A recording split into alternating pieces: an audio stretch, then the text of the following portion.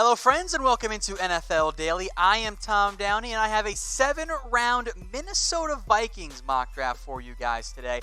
Now, Minnesota has some tough decisions to make, both in free agency and with some possible cap cuts. Now, their first 4 picks last year, they were all on the offensive side of the ball. This year, I wonder if defense will end up being the focus. Now, the Vikings' top needs right now, cornerback, we'll break that down in depth, I promise you. Safety with free agents on with both those spots there. Receiver, I think a sneaky need. And then defensive line, DT, edge rusher. Beyond that, maybe you could look for a developmental quarterback, maybe some offensive line help as well. That's certainly an option. We'll break it all down. Now, I do want to get one note before we dive into the picks. This is based on the current draft order, which does not include compensatory draft picks. Vikings should get some, but for now, those are not included. So at round 1, pick number 25 of the 7-round mock draft using the Draft Network simulator, I got CJ Henderson to Minnesota. I love the value at 25 for Henderson. I know some people are going to have him as CB2. I got him more as CB3, but I love him at 25 overall. Now, his interception production did drop from 4 his first year playing to 2 down to 0, but he's got the traits and the skills you want out of a sticky man-to-man coverage cornerback. Now, his tackling, it's not great. It's not good at all, but it helps him fall to 25. And if you're Minnesota, you got to figure out your cornerback room.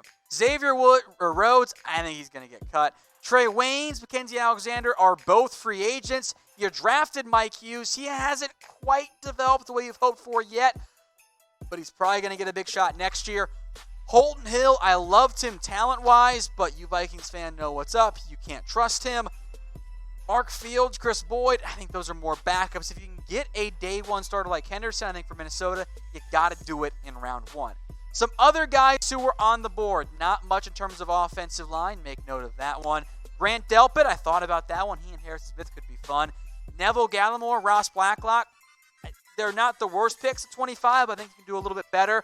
The other option is Jeff Gladney. Now, if you've watched our full first-round mock drafts, I've had Henderson going earlier, allowing Gladney to be the pick here at number 25. That's still a possibility. But if I'm Minnesota, I'm taking Henderson over Gladney each time in round 1. So I took Henderson, Minnesota Vikings fans. But let me know in the comments, who do you want the Vikings to draft in the first round? Any name you guys want, let me know. Now, if you're watching on YouTube, you might get with an ad break here. If you do, scroll on down to the pinned comment. That's where you can answer your question, or the question as to who you want in 1. Round 2, I got Jordan Elliott, a defensive lineman out of Missouri. I think he's got a lot of potential as a very talented and productive defensive lineman. He was able to win at Missouri despite, just to be blunt here, not really knowing what he was doing. Elliott didn't have a great feel for playing defensive line. Doesn't have a great feel. But the production, although the sack production wasn't great, got better as he went across his time in college football, breaking on in that 2019 season. 8.5 tackles for loss. The tape is much more indicative of his upside than, say, the film or than the actual raw production is. I like Jordan Elliott. You can play him as a 5-tech. I am playing him, though, as a 3 technique in the Minnesota Vikings scheme. You brought back Shamar Stephen. He's a fine stopgap option, but I need a legit starter.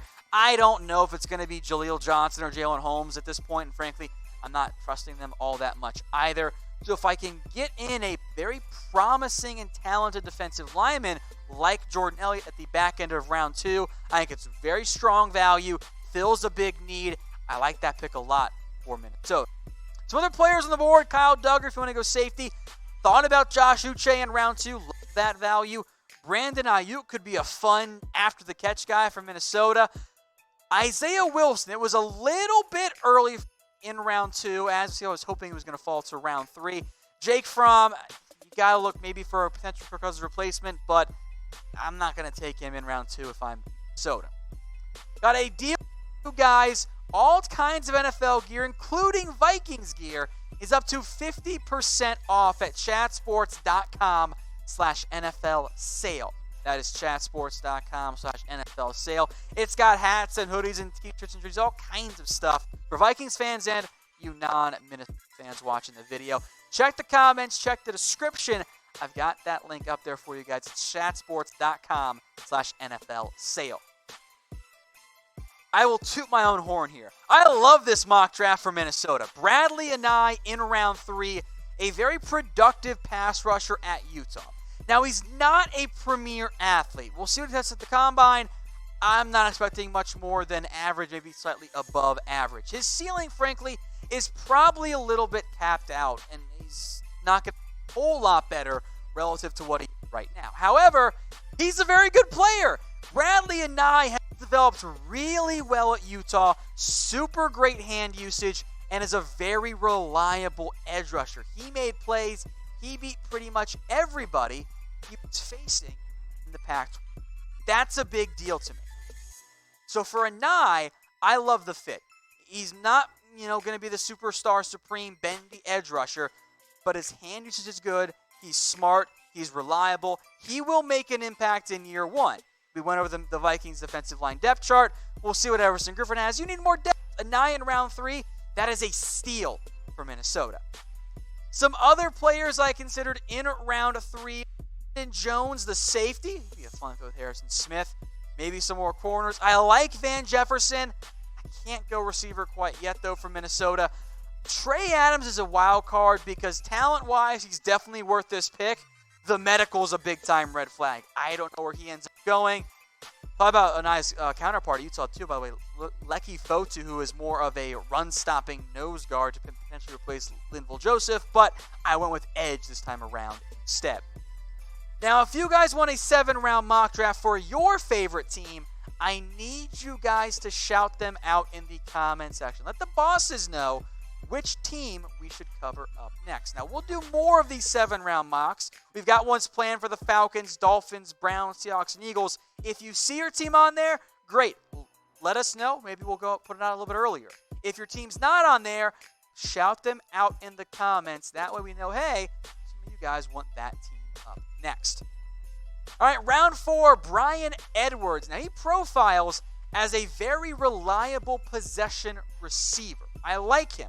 He's not a burner, but Edwards is not slow, and if he tests fast enough, I think he can go on day 2. He was more of an outside guy for South Carolina. I think that's what his role is in the NFL, but he was productive despite not great quarterback play at South Carolina. He was definitely their number 1 option, especially once Deebo Samuel ended up leaving.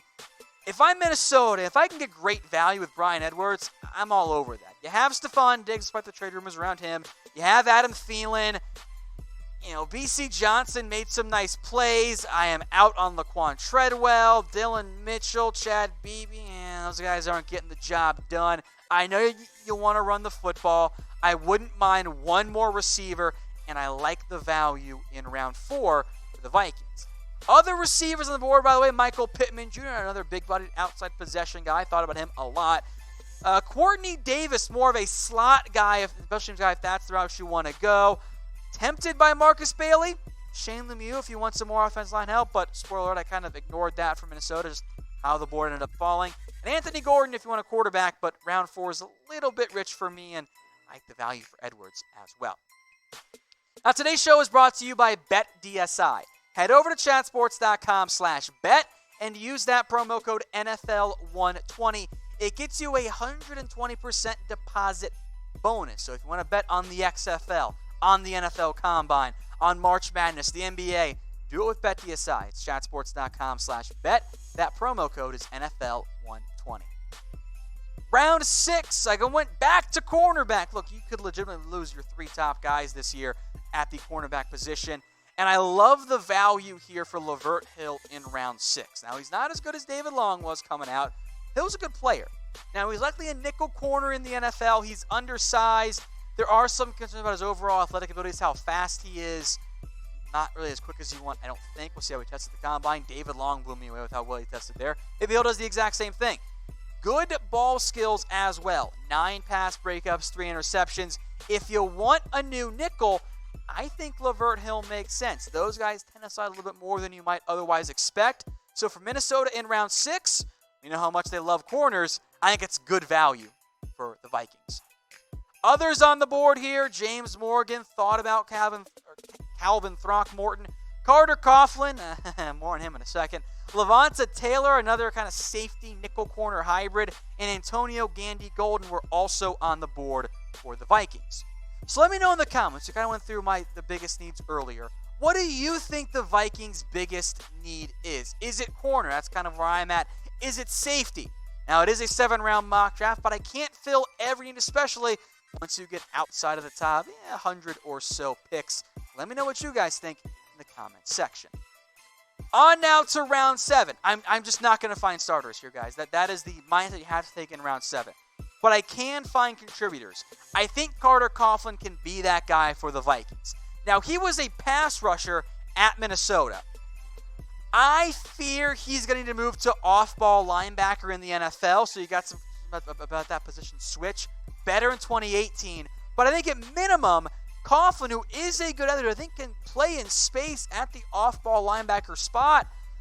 He's going to be a good special teamer. That has value just inside the top 200 picks of the NFL draft. You look at the Vikings depth chart right now. Brothers is a free agent. Eric Wilson is a restricted free agent, so you could be looking for some depth there. I'd play him at the Sam linebacker spot.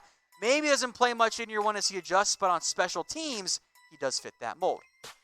Other players who were on the board here, I don't love James Morgan. I'll pass on that one for now. Throckmorton, if you want an offensive lineman, but in general, I'm just going to roll with the guys based on the way the board fell for one more year on the front for the Vikings.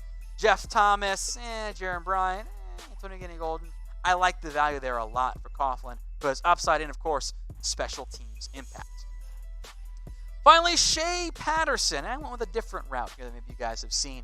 The issue for Patterson, why he's on the board in round 7, he's just not consistent enough. I mean, you see the completion percentage. He wasn't accurate this year for the Michigan Wolverines. Now, the flashes have been there. The consistency has not been there for Shea Patterson. That's a big red flag. He's played at Ole Miss and at Michigan. It is fair to wonder if it's going to get there. But in round 7, with his mobility factored in, maybe he can be a backup quarterback for you. Kirk Cousins has 1 year left on his deal. I don't think Shea Patterson is the heir apparent. But I don't like Sean Mannion. I don't like Jake Browning. Give me Shea Patterson over those guys, or at least give him a chance to get a spot as a backup quarterback. Also on the board was Cole McDonald. A, he cut his dreads. That's a stock down for me. B, I think Shea Patterson, who does have pro-style experience, fits a little bit better in that scheme than Cole McDonald does. And maybe Shyheim Carter if you guys want any kind of safety nickelback option. But I figured round 7, let's go with the flyer on a possible quarterback draft pick. All right, Vikings fans, grade this mock draft for me. Is it an A? Is it a B? Is it a C, a D, or is it an F for FU because you hate my mock draft? I'm a big fan of what I did. So grade my mock draft. Frankly, as I recap it for you guys, I love it. I love getting Henderson, Elliott, Anae, and Edwards with my first 4 picks. I love those selections. Lavert Hill, bit of a gamble in round 6, but totally worth it. Carter Coughlin, the local kid in round 7. Tough to hate on that one. And Shea Patterson, why not go with the late 7th round pick flyer? I like what I did in Minnesota, but again, grade me A, B, C, or F in the comments section.